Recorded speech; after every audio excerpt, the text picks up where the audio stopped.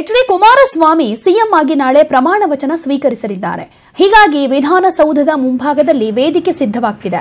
ವಿಧಾನಸೌಧದ ಪೂರ್ವ ದ್ವಾರದ ಮೆಟ್ಟಿಲುಗಳ ಮೇಲೆ ವೇದಿಕೆ ಹಾಕಲಾಗ್ತಾ ಇದೆ. ಸುಮಾರು 1 ಲಕ್ಷ ಜನರಿಗೆ ಕುಳಿತುಕೊಳ್ಳೋದಕ್ಕೆ ವ್ಯವಸ್ಥೆ ಮಾಡಲಾಗಿದೆ. ಸಿದ್ಧತೆ ಹೇಗಿದೆ ಅನ್ನೋದ್ರ ಬಗ್ಗೆ ನಮ್ಮ ಪ್ರತಿನಿಧಿ ಜನಾರ್ದನ ಹೆಬ್ಬಾರ್ ಪ್ರತ್ಯಕ್ಷ ವರದಿಯನ್ನು ಕೊಟ್ಟಿದ್ದಾರೆ. ನೋಡೋಣ.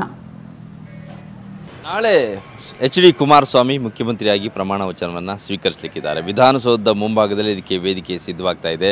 ಇಲ್ಲಿ ಯಾವ ರೀತಿ ಸಿದ್ಧತೆ ನಡೆದಿದೆ ಮತ್ತು ಏನೆಲ್ಲ ವ್ಯವಸ್ಥೆಗಳಿರ್ತವೆ, ಎಷ್ಟು ಆಸನಗಳಿರ್ತವೆ, ವೇದಿಕೆಯ ವಿಸ್ತೀರ್ಣ ಎಷ್ಟು, ಇದೆಲ್ಲದ್ರ ಬಗ್ಗೆ ಮಾತನಾಡಲಿಕ್ಕೆ ಇಲ್ಲಿನ ಇನ್ಚಾರ್ಜ್ ವಹಿಸ್ಕೊಂಡಂಥ ರಾಜು ಅವರು ನಮ್ಮ ಜೊತೆ ಇದ್ದಾರೆ. ಅವ್ರನ್ನ ಕೇಳೋಣ. ಸರ್, ವೇದಿಕೆಯ ವಿಸ್ತೀರ್ಣ ಎಷ್ಟು ಆಸನಗಳನ್ನು ಹಾಕಲಾಗುತ್ತೆ, ಎಷ್ಟು ಚೇರ್ಗಳನ್ನು ಹಾಕಲಾಗುತ್ತೆ ಎಲ್ಲ ಹೊರಗಡೆ ಎಲ್ಲ? ಮೇನ್ ಸ್ಟೇಜ್ ಬಂದು 30ಕ್ಕೆ 80 ಅಡಿ ಇದೆ. ಅದು ಮೇನ್ ಸ್ಟೇಜು. ಅದರಲ್ಲಿ VIP ಬಟ್ ತಗೋತಾರೆ ಸಾಹೇಬರು, CM ಸಾಹೇಬರು. ಆ ಆಸನ ರೆಡಿ ಆಗ್ತಾಯಿದೆ. ಇನ್ನು ಪಬ್ಲಿಕ್ ಅಂದರೆ VIPಸಿಗೆ ಬಂದರು 2,500ರಿಂದ 3,000 ಚೇರ್ಸನ್ನ ಪ್ರಾವಿಷನ್ ಮಾಡ್ತಾಯಿದ್ದೀವಿ VIPಗೆ. ಅಲ್ಲಿ ಪಾರ್ಲಿಮೆಂಟ್ ಮೆಂಬರ್ಸು, ಹಾಲಿ ಶಾಸಕರು, ಮಾಜಿ ಶಾಸಕರು, ಇದಕ್ಕೆಲ್ಲ ಅದೊಂದು ಬಾಕ್ಸನ್ನು ನಾವು ರೆಡಿ ಮಾಡ್ತಾಯಿದ್ದೀವಿ. ಇನ್ನು ಪಬ್ಲಿಕ್ ಬಂದು ಸುಮಾರು 80ರಿಂದ 1 ಲಕ್ಷ ಚೇರ್ ವ್ಯವಸ್ಥೆ ಮಾಡ್ತಾಯಿದ್ದೀವಿ. ಈ ಗೋಪಾಲಗೌಡ ಸರ್ಕಲಿಂದ ಕಮ್ಮಿ ಹೈಕೋರ್ಟ್ ಎಂಡಿಂಗ್ವರೆಗೂ ನಾವು ಅದನ್ನು ಪ್ರಾವಿಷನ್ ಮಾಡ್ತಾಯಿದ್ದೀವಿ. ಆಸನ ಇದು ಸಿದ್ಧತೆಗಳೆಲ್ಲ ನಡೀತಾ ಇದೆ.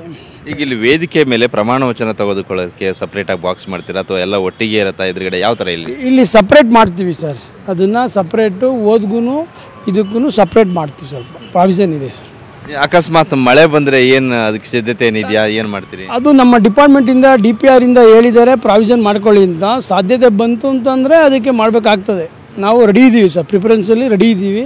ಬಟ್ ಸಮಿತಿ ಈ DPRಲ್ಲಿ ನಮ್ಮ ಏನು ಇನ್ಸ್ಟ್ರಕ್ಷನ್ ಕೊಡ್ತಾರೆ ರೆಡಿ ಇರಿ ಅಂತ ಹೇಳಿದ್ದಾರೆ. ಬಟ್ ನಾವು ರೆಡಿ ಪ್ರಾವಿಷನ್ ಇದ್ದೀವಿ ಸರ್. ವೇದಿಕೆ ಮುಂಭಾಗಕ್ಕೆ ಎಷ್ಟು ಚೇರ್ಗಳನ್ನು ಹಾಕಲಾಗುತ್ತೆ ಮತ್ತು ಅಲ್ಲಿ ಯಾರ್ಯಾರಿಗೆ ಅಂತ ಮೀಸಲು ಮಾಡಿಕೊಟ್ಟಿದ್ದಾರೆ ಈಗ ಮಾಡಿ? ಸರ್, ಈಗ ನಮಗೆ ಮೇಯ್ನ್ ಡಯಾಸ್ನ ಅದು ಪ್ರೋಟೋಕಾಲು ಡಿಸೈಡ್ ಮಾಡುತ್ತೆ. ನಾವು ಮಾಡ್ತಾ ಇರೋದು ನಮಗೆ ಇನ್ಸ್ಟ್ರಕ್ಷನ್ ಪ್ರಕಾರ ನಮಗೇನು ಕೊಟ್ಟಿದ್ದಾರೆ ಅಂದರೆ ಈ VIPಸ್ಗೆ ಪ್ಲಸ್ ಮಾಜಿ ಶಾಸಕರಿಗೆ, MP ಗೆ ಅವ್ರಿಗೆಲ್ಲ ಒಂದೊಂದು ಬಾಕ್ಸನ್ನ ಮಾಡ್ತಾಯಿದ್ದೀವಿ ಸರ್. ಓಕೆ, ಇದು ಎಷ್ಟೊತ್ತಿಗೆ ನಾಳೆ ಸಿದ್ಧತೆ ಮಾಡಿಕೊಡ್ಬೇಕು, ಕಂಪ್ಲೀಟ್ ಮಾಡಿಕೊಡ್ಬೇಕು ಅಂತ ಹೇಳಿದ್ದಾರೆ? ಈಗ ನಾಳೆ ಬೆಳಿಗ್ಗೆ ಸಿದ್ಧತೆ ಆಗಬೇಕು ಅಂತ ಹೇಳಿದ್ದಾರೆ ಸರ್, ಮಾರ್ನಿಂಗು. ಬಟ್ ಆಲ್ಮೋಸ್ಟ್ ಆಗ್ತಾ ಇದೆ ಸರ್, ಕಾರ್ಯಕ್ರಮ ಮಾಡಿಕೊಡ್ತೀವಿ ಸರ್. ಇದು ಸಿದ್ಧತೆಯ ವಿಚಾರ. ಅಂದರೆ ಇಲ್ಲಿ ನಾವು ನೋಡ್ಬೋದು ವೇದಿಕೆ ಎಷ್ಟು ವಿಸ್ತೀರ್ಣವಾಗಿದೆ, ಎಷ್ಟು ಸ್ಥಾನಗಳ ಹಾಕ್ಲಿಕ್ಕೆ ಅವಕಾಶಗಳಿದೆ, ಇಲ್ಲಿ ಆಸನಗಳನ್ನು ಅವಕಾಶ ಹಾಕಲಿಕ್ಕೆ ಅಂತೇಳಿ. ಒಂದು ಕಡೆಯಲ್ಲಿ ವೇದಿಕೆಯಲ್ಲಿ ಎಲ್ಲರೂ ಕೂತ್ಕೊಳ್ಳಿಕ್ಕೆ ವ್ಯವಸ್ಥೆ ಮಾಡಿದ್ರೆ, ಇನ್ನೊಂದು ಕಡೆಯಲ್ಲಿ ಆ ಭಾಗದಲ್ಲಿ ಪ್ರಮಾಣ ವಚನ ಸ್ವೀಕರಿಸುವವರಿಗಾಗಿಯೇ ಪ್ರತ್ಯೇಕ ವ್ಯವಸ್ಥೆಯನ್ನು ಮಾಡಲಾಗ್ತಾ ಇದೆ.